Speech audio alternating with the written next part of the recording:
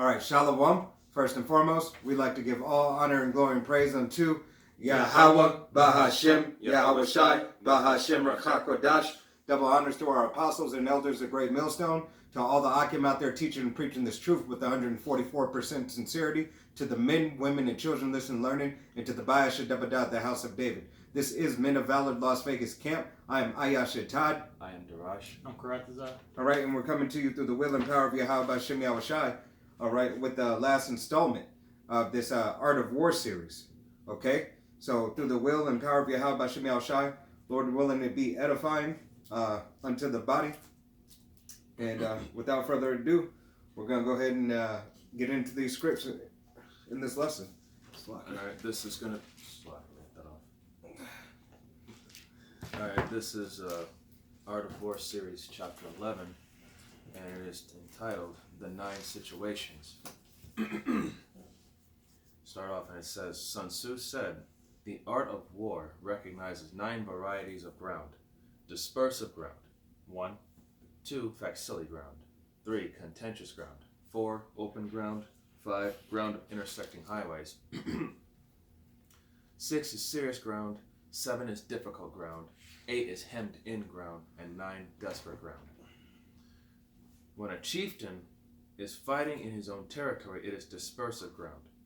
When he has penetrated into hostile territory, but to no great distance, it is facsimile ground. Ground, the possession of which imports great advantage to either side, is contentious ground. Ground on which each side has liberty of movement is open ground.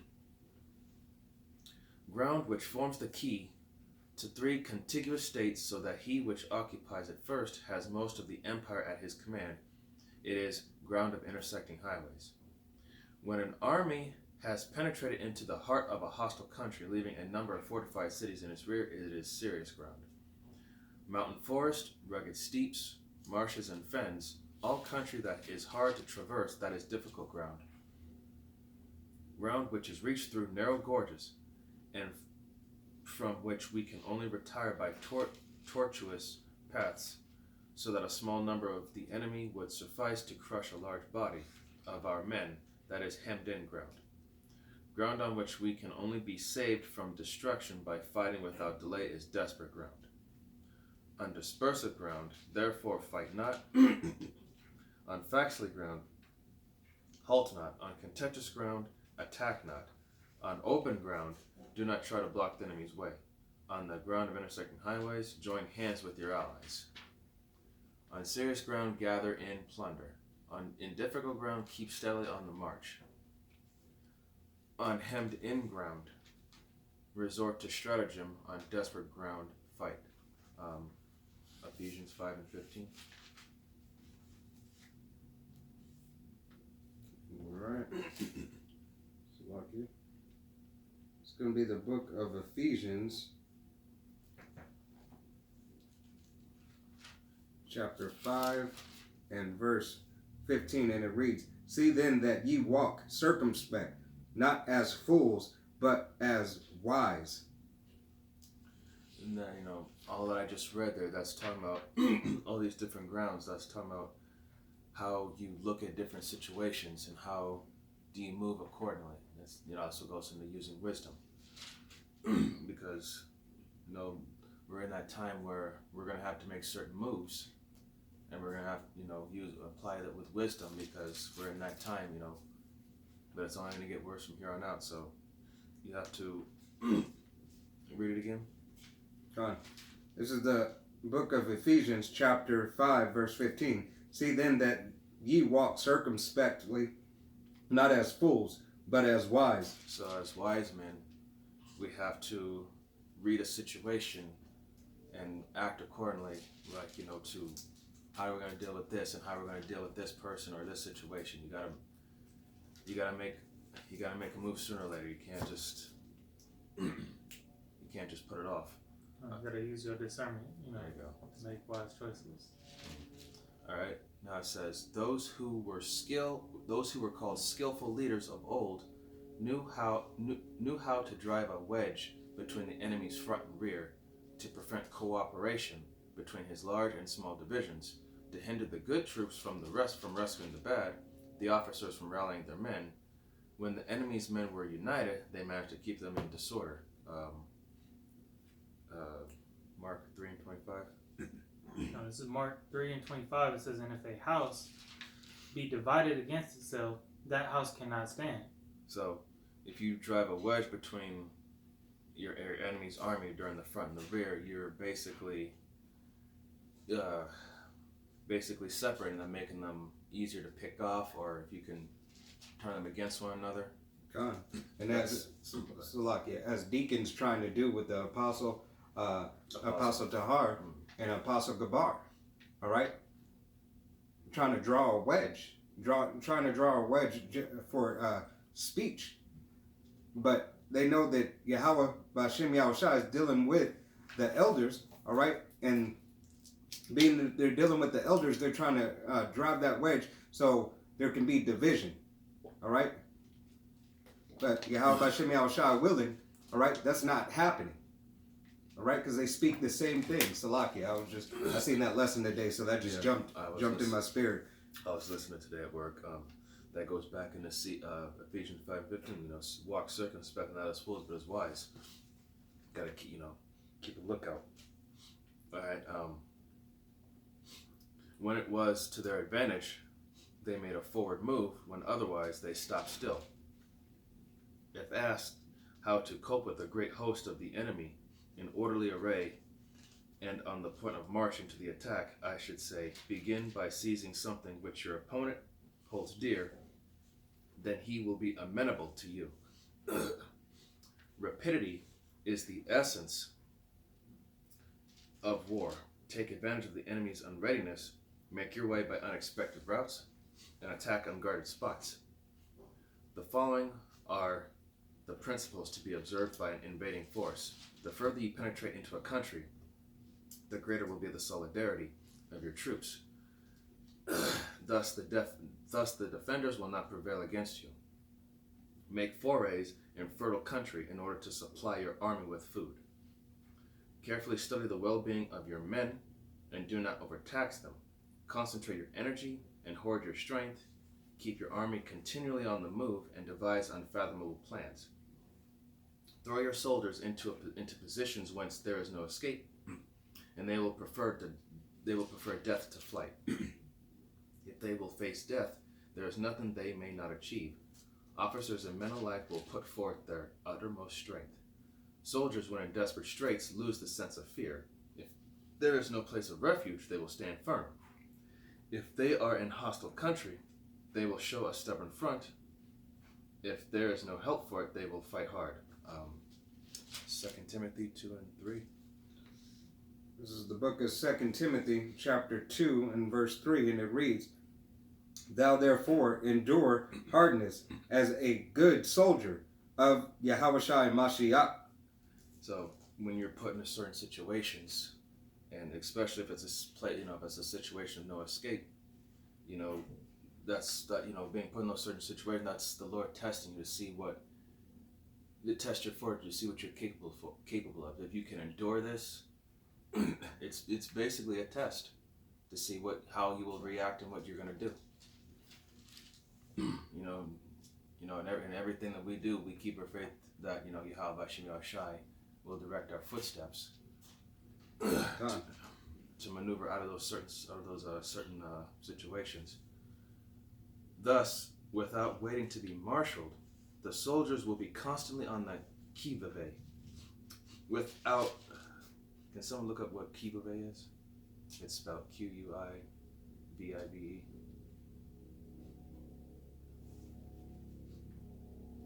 It's spaced over. It's qui and then space over V-I-V-E. Qui vive. Oh, like what? I know. I just wanted to. It's probably in a different language. Yeah.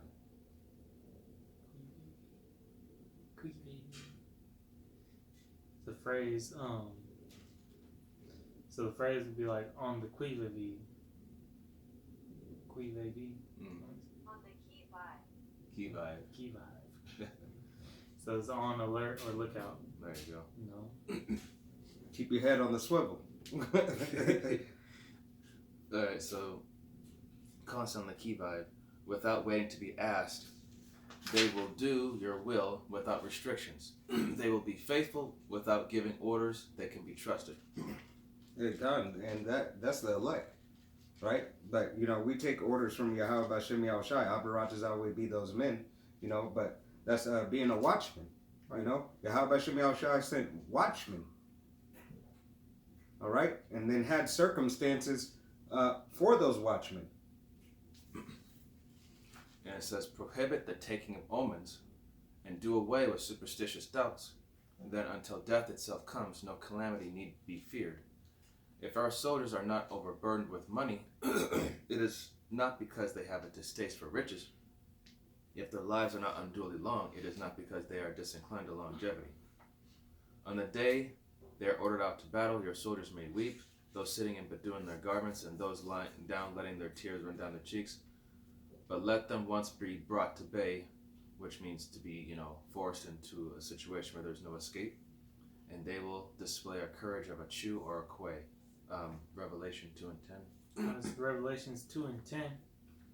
And it reads, fear none of those things which thou shalt suffer.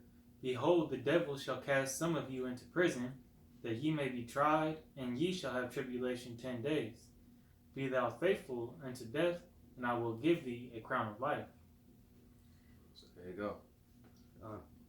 I got it free. Go ahead. This is the book of 2nd Esdras, chapter 14 and verse 14. Let go from the mortal thoughts. Cast away the burdens of men. Put off now the weak nature, and set aside set aside the thoughts that are most heavy unto thee, and haste thee to flee from these times. Yeah. All right. So haste thee to flee from these times. Set off the mortal thoughts, as what is it? Sun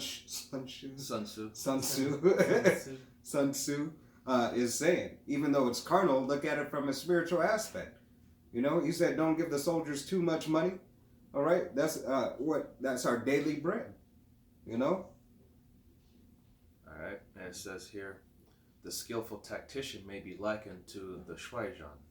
Now the Shuaijan is a snake that is found in the Chiang Mountains. Strike at its head, and you will be attacked by its tail. Strike at its tail, and you will be attacked by its head. Strike at its middle, and you will be attacked by head and tail both.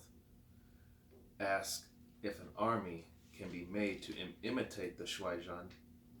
I should answer yes, for the men of Wu and the men of Yue are enemies. Yet if they are crossing a river in the same boat and are caught by a storm, they will come to each other's assistance, just as the left hand helps the right. Hence, it is not enough to put one's trust in the tethering of horses and the bearing of the chariot wheels in the ground.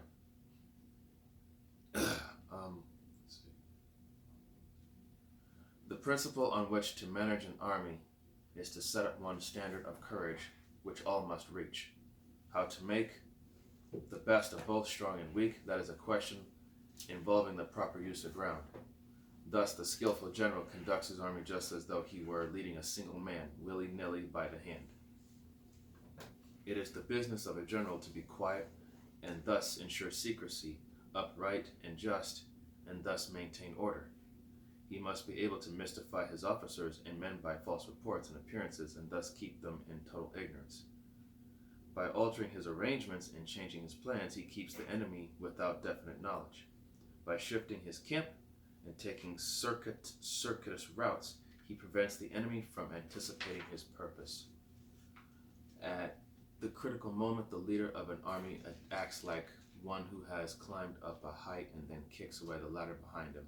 He carries his men deep into hostile territory before he shows his hand. Matthew 10 and 16. You got that up? Yeah, I'm going. Salakia. You go? This is the book of Matthew 10 and 16. Fine. Chapter 10 and verse 16, and it reads, Behold, I send Behold, I send you forth as sheep in the midst of wolves. Be ye therefore wise as a serpent and harmless as a dove. So in certain situations, we have to use the cunning and the craftiness of a serpent, yet at the same time being wise as a dove, not to stir up conflict. So you have to be able to maneuver and be able to, I guess you could say, outwit certain people to keep them from knowing what it is that you're planning. From a spiritual standpoint, just to, to basically, you could use the wisdom of a serpent to deduce a hostile situation, or to talk someone out of doing something. Jacob and Esau. All right, for the birthright. There you go. Jacob knew what the birthright entails. All right, he knows that the birthright is the promise to the firstborn. All right, and at the same time, he knew his brother Esau didn't give a shit about it. And since he didn't give a shit about it, Jacob took advantage of that situation. Right. He was wise as a serpent, yet harmless as a dove, because he still made a deal with him to give him the pottage that he asked for. Jacob didn't seek him out; Esau sought him out, and that was ordained by Yahweh Shem Yahushai from the womb. Thank you.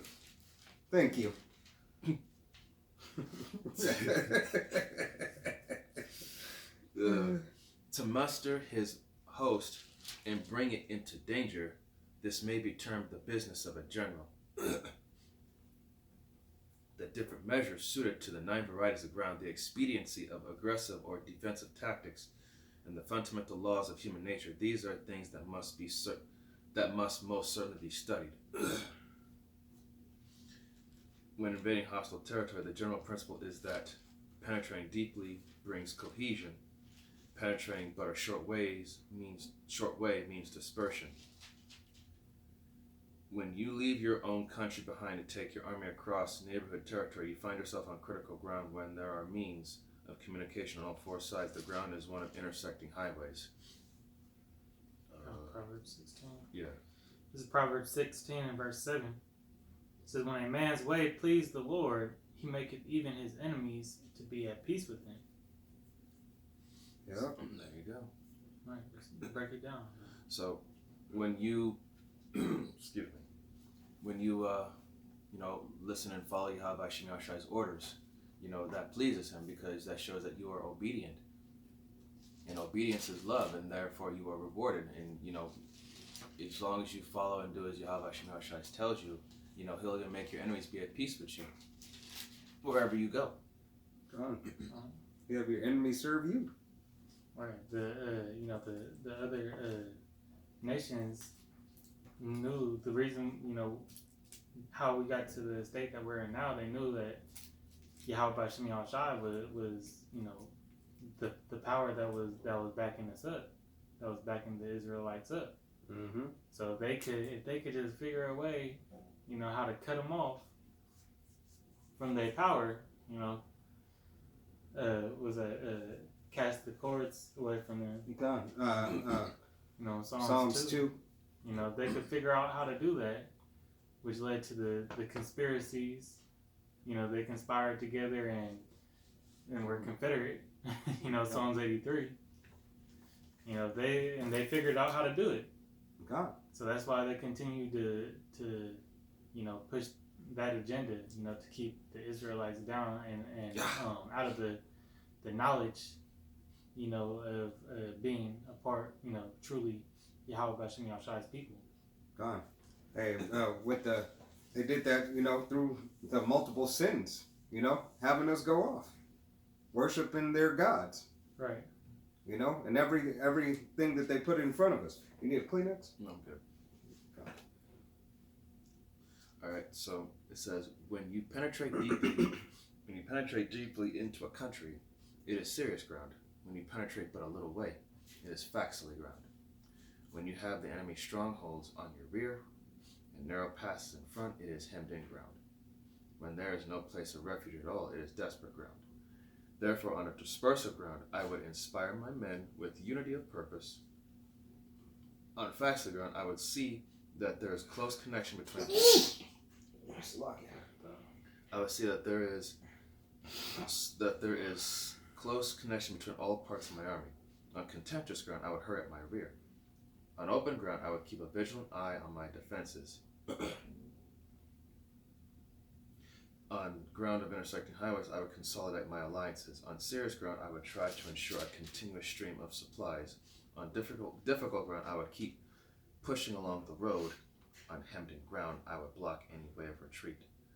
On desperate ground, I would proclaim my soldiers the hopelessness of saving their lives. For it is the soldier's disposition to offer an obstinate resistance when surrounded, to fight hard when he cannot help himself, and to obey promptly when he has fallen into danger.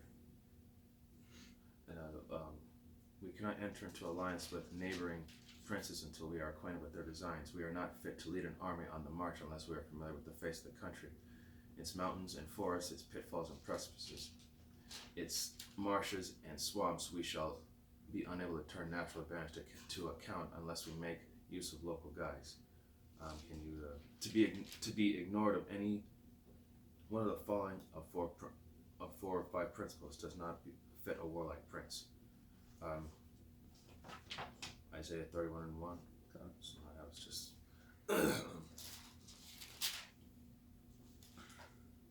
Book of Isaiah, chapter 31, verse 1. And it reads,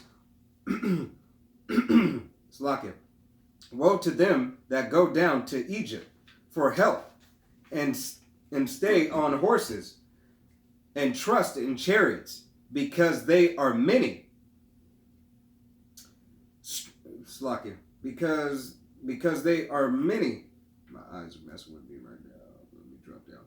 And in horsemen, because they are very strong, but they look not unto the Holy One of Israel, neither seek Yahweh. So those who put their faith and trust in this system, destruction be upon them, because they are not looking to the Holy One of Israel, Yahweh Shem Shai. But in this sense, this book, it says right here, on hemmed-in ground, I would block any way of retreat. And desperate ground, I would proclaim to my soldiers the hopelessness of saving their lives. So, read it one more time. This is the book of Isaiah, chapter 31, and verse 1. Woe to them that go down to Egypt for help. Okay, so what is Esau Edom doing right now with all the mandates that he's doing? He's pretty much blocking all exits of escape. Like it says right here, on hemmed-in ground, I would block any way of retreat. On desperate ground, I would proclaim to my soldiers the hopelessness of saving their lives. So, by people trying to save their lives, they're trying to look for a way to escape. These mandates, try to, henceforth the riots and all that, and try to move to other cities. What's that? Roughly paraphrasing, a man should be able to go into a city and not. Go. Yeah. So desire to go into the city and not enter, or not be able to. Not be able to. I think that's Second Esdras 15. Yeah, 15 or 16. Yeah, 15. Let's see. I think it's 15. Yeah, that's the devil trying to lure you into his snare. Gone. This is the book of Second Esdras, chapter 15, and verse 17, and it reads, a man shall desire to go into a city and shall not be able. There you go. So it's gonna, in a lot of other countries, it's like that right now. People trying to look for a way to escape, but they're not allowed to go anywhere. Gone. Hey, China just they just released from, I think it was from December 20 or December 20th or 17th.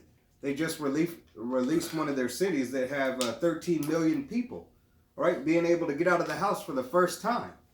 All right? You want me to continue on that, or you want me to go ahead and drop that? Oh, you can drop that. Okay. So it says, all right, so it says, when a warlike prince attacks a powerful state, his generalship shows itself in preventing the concentration of the enemy's forces. He overawes his opponents, and their allies are prevented from joining against them. Hence, he does not strive to... Slocky. That's Yahweh Bashim Yahushai. Right? He's breaking this. He's breaking. Yahweh Bashim Yahushai is breaking down this system systematically with gradualism on every side, and that's why you see everybody at odds with each other. You have Edom against Edom. You know, you got China in America, Russia in America. You have China and Taiwan on all sides. But and look what Yahweh Shai said in Matthew 24. He said, "All these things must come to pass." God. And then the end shall come. All right. Let me skip back a bit into this here because I missed a verse. It says, "We cannot enter into alliance with neighboring princes until we are acquainted with their designs. We are not fit to lead an army on the march unless we are familiar with the face of the country, its mountains and forests, and its pitfalls and precipices, its marshes and swamps. We shall be unable to turn natural advantages to account unless we make use of local guides." Can you get Philippians 2:2 for that? Philippians 2 verse 2, it says, "Fulfill ye my joy, that ye may fulfill ye my joy, that ye be like-minded, having the same love, being of one accord and of one mind." So basically meaning that everyone understands one another and we're all on the same page. We're all on one accord, which means one agreement. There's no discord. There's no misunderstandings. Everyone knows. Everyone's on the same page. Basically, everyone knows what's going on. There's no one left behind. No one's kept in the dark. In this truth, there's one sound doctrine. So Yahweh Shem Yahushua is elect is following that sound doctrine. They're not going off drinking different wines and philosophies to deter them around they on the goal, keeping that eye single. All right, now I'm gonna go back down. It says right here, "Hence he does not strive to ally himself with all and sundry, nor does he foster the power of other states. He carries out his own secret designs, keeping his antagonists in awe. Thus he is able to capture their cities and overthrow their kingdoms." All right. "Bestow rewards without regard to rule, issues orders without regard to previous arrangements, and you will be able to handle a whole army as though you had to do with but a single man. Confront your soldiers with the deed itself. Never let them know your design. When the outlook is bright, bring it before their eyes, but tell them nothing when the situation is gloomy. Place your army in deadly peril, and it will survive. Plunge it into desperate straits, and it will come off in safety. For it is precisely when a force has fallen into harm's way that is capable of striking a blow for victory." Can you get a second address 15 and 10, I believe? And that's it. Excuse me. This is the book of 2nd Esdras, chapter 15 and verse 10. "Behold, my people is led as a flock to slaughter. I will not suffer them now to dwell in the land of Egypt." So, let me just read this part again. "Confront your soldiers with the deed itself. Never let them know of your design. When the outlook is bright, bring it before their eyes, but tell them nothing when the situation is gloomy." So basically, you instill people with false hope, lying to the face, and tell them, "Hey, everything's going to be fine." When really the situation is it's messed up. It's going to get worse. That goes into 2 Thessalonians chapter 5 verse 3, or is it 1 Thessalonians? Where it say, "Peace and safety, then sudden destruction shall come." Yeah, and you place them in deadly peril, and it will survive. Plunge in desperate straits, and it will come off in safety. And it says, "For it is precisely when a force has fallen into harm's way that it is capable of striking a blow for victory." So, high risk, high reward. So, success in warfare is gained by carefully accommodating ourselves to the enemy's purpose. So, once again, read it again. This is the book of 2nd Esdras, chapter 15 and verse 10. "Behold, my people is led as a flock to slaughter. I will not suffer them now to dwell in the land of Egypt." All right, so the majority of these people in Babylon, aka America, they're led as flock of sheep to the slaughter, as well as the 2/3. And they blindly follow what the wicked elite tell them to. They don't have this knowledge, wisdom, and understanding to see through that deception. And it says right here, by persistently hanging on the enemy's flank, we shall succeed in the long run in killing the commander-in-chief. This is called ability to accomplish a thing by sheer cunning. And whose cunning is that? That's the devil's cunning. And it says right here, on the day that you take up your command, block the frontier passes, destroy the official tallies, and stop the passage of all emissaries. Be stern in the council chamber so that you may control the situation. If the enemy leaves the door open, you must rush in. Forestall your opponent by seizing what he holds dear, and subtly contrive to time his arrival on the ground. Walk in the path defined by rule, and accommodate yourself to the enemy until you can fight a decisive battle. At first, then exhibit the coyness of a maiden until the enemy gives you an opening. Afterwards, emulate the rapidity of a running hare, and it will be too late for the enemy to oppose you. Can you get the Isaiah 59? Yeah. What you want? Isaiah 59. there. Okay. Isaiah 59 and Chapter verses 18. this is the book of Isaiah chapter 59 and verse 18. According to their deeds, accordingly, according to their deeds, accordingly. Is that verse 8? Isaiah 59, chapter verse 18. Verse 18? Yeah. Okay, go ahead. Isaiah 59 and 18. According to their deeds, accordingly, he will repay fury to him to his adversaries, recompense to his enemies, to the islands he will repay recompense. You said go to 19? Yeah, so shall they fear the name of Yahweh from the west, and his glory from the rising of the sun. Then the enemy shall come in like a flood. The spirit of Yahweh shall lift up a standard against him. Okay, so like it says right here, on that day you take up command. When you lift up that standard, block the frontier passes, destroy the official tallies, and stop the pass of all emissaries. So Yahweh Shemashai, Lord willing, we're of that number. He's going to give us the power to take up command, to take control, and to turn the tables on these devils and drive them back.